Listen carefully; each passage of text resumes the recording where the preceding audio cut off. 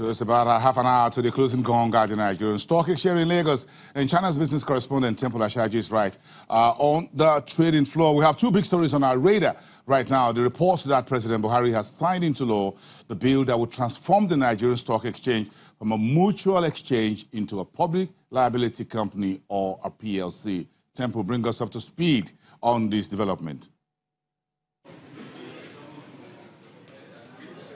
Good afternoon, boss, and thanks for joining us here at the exchange. Yes, that's good news for the markets because it's going to be transforming the markets from a company limited by guarantee to company now limited by shares. That is something that a lot of investors have been looking forward to for so long. As at the time I started reporting this market, I met that conversation on ground.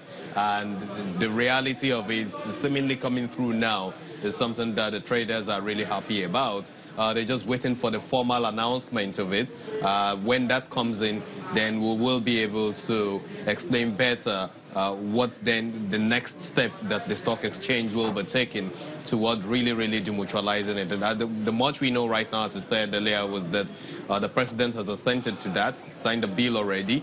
So it's yet to be made really formal here for traders, for the broker-dealer community here to, get hold of. Investors are really happy about that too. A couple of investors that I've spoken to said it's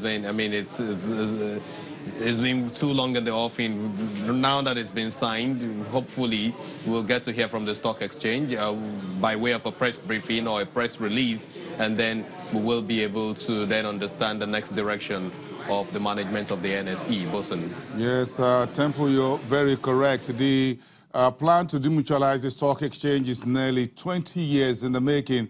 Actually, that conversation started formally in 2001 under a total different administration. So it's been nearly 2 decades. The Nigerian Stock Exchange has been trying to become a public liability company. Of course, the stock exchange has been trying to brief everyone over the last 1 or 2 years, moving this to a front burner, trying to become one of the best on the African continent, of course, in terms of returns, in terms of other parameters. But again, if you look at South Africa and the Kenyan exchanges that are already demutualized, Nigeria would want to join that.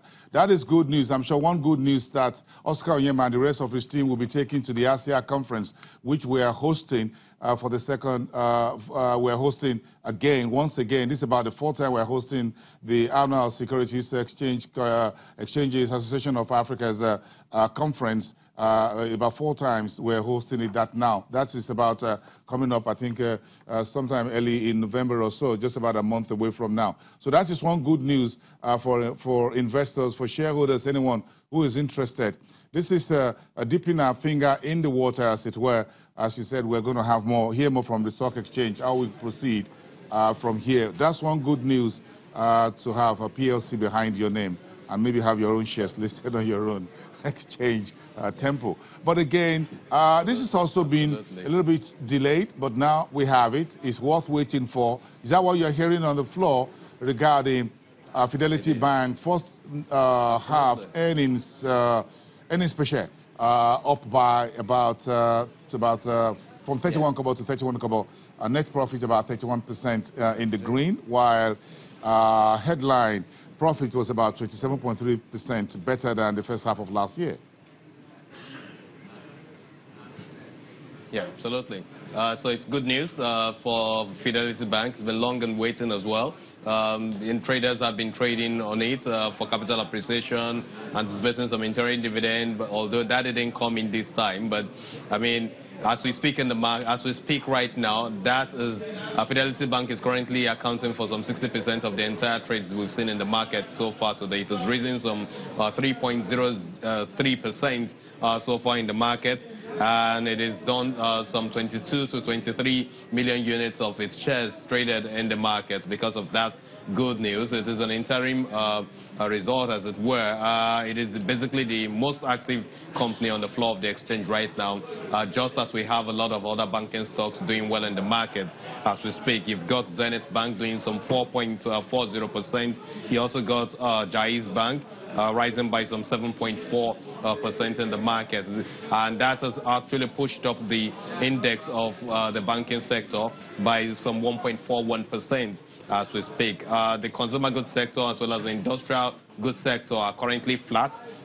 We haven't really seen much of traction there. In terms of what's going on in the oil and gas sector, oil and gas is down some 0.51%, despite the 4.55% that we have seen, the positive movement of 4.55% we have seen so far in Japan. That hasn't been able to change the sector right now. So we really do hope that the market will end up closing green. We've seen more of sideways trading so far. You got it earlier positive. The index was earlier positive by 0.19%, but as we speak, it's negative by 0.19%. I mean, a few minutes ago, it became negative by 0.19%. It's hard to say right now what direction the market will close at today as we speak, Bosun.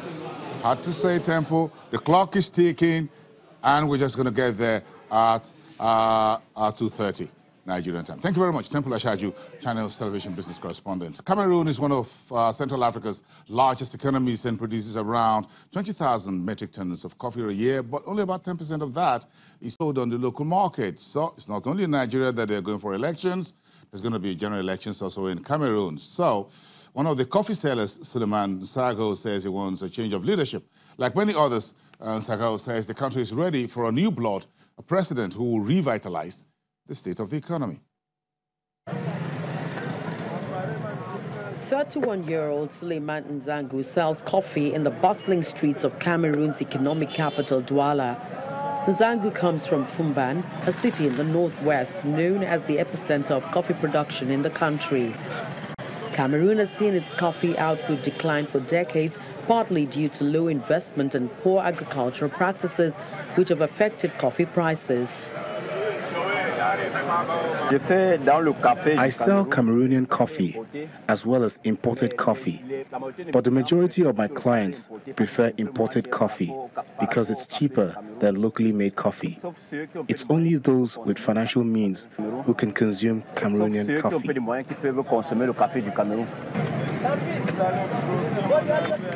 As Cameroon heads for polls on October 7 to decide who will captain the country for the next 7 years, Nzangu is among a growing population of young people calling for a change from the 36-year rule of incumbent President Paul Biya. Nzangu takes home between $5 to $10 a day from his sales. He says the country is ready for new blood, a president who would revitalize the economy. I will vote for Gaga Haman because a lot of things will change with him, such as healthcare, education and roads. Because we have no roads in Cameroon, there are no schools.